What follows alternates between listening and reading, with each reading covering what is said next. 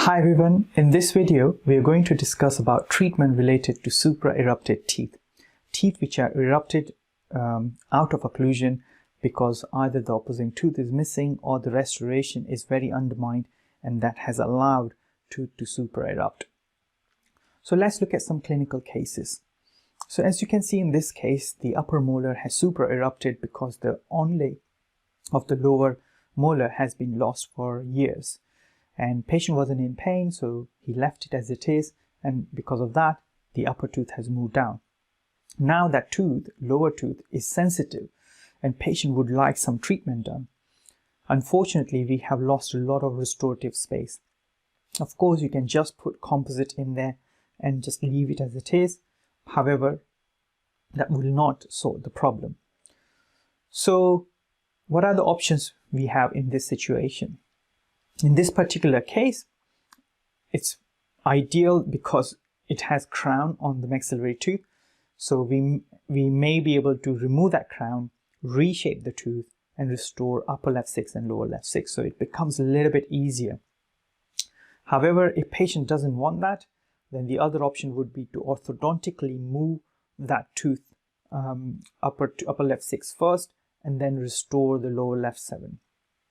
In order to do that, you need to obviously consider orthodontic treatment, and doing intruding molars can be difficult in some of the cases depending on the root position. Some of the colleagues have advised that you can just leave the restoration high, so you would make the restoration on lower left 7 and leave it high and let the teeth intrude like that. However, it is difficult when the tooth doesn't have any either side of the tooth and is on a standalone tooth. You will be putting a lot of load on that tooth. So it needs to be structurally sound in order to do that. So these are the options for this case. Let's look at another case where the upper right 6 has supra-erupted and now patient wants the restoration of, patient wants implant for lower edentulous space and upper right 5.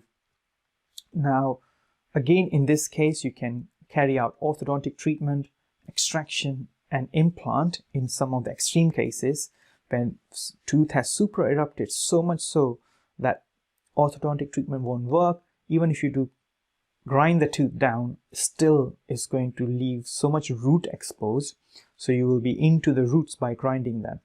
In that case, those extreme cases, it may make sense to take that supra-erupted tooth out and restore the dentition, because supra-erupted teeth can cause a lot of occlusal issues going forward if you're doing full mouth reconstruction or if you're doing any treatment. Or again, you could do implant on the lower arch and selective grinding on the upper arch.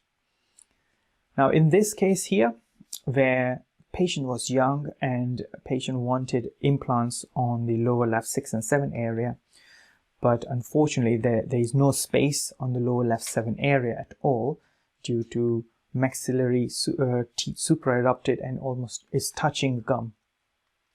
In this case, again, the options you have is orthodontic treatment, selective enameloplasty, grinding the teeth, sealing the teeth, and then restoring the lower space with implant, or combination of full mouth reconstruction where you're raising OVD because patients lost posterior bite, and if patient has anterior wear, then you can raise OVD a little bit, do orthodontic treatment or enameloplasty and restore the lower teeth.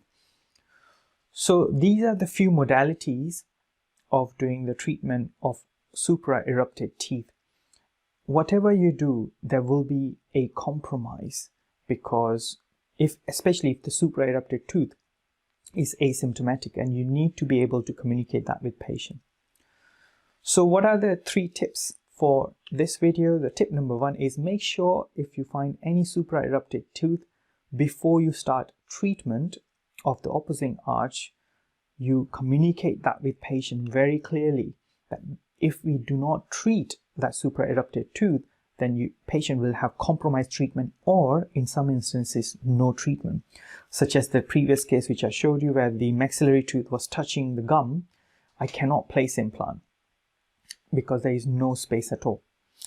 So you need to communicate that with patient really carefully.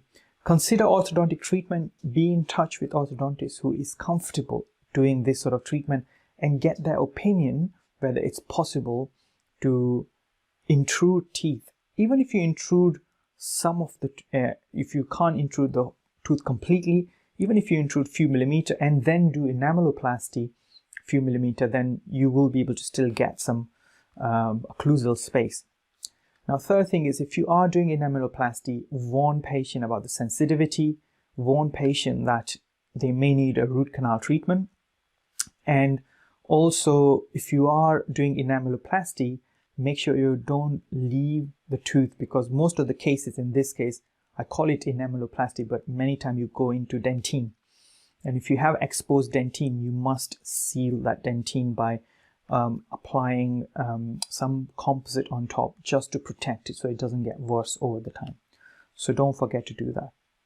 So I hope you found this video useful. If you have, please share this video with your colleagues or friends. If you have any questions, contact me on social media or go to my website www.drdevangpatel.com. In the next video, we are going to discuss about amalgam cracks and whether to treat or not to treat.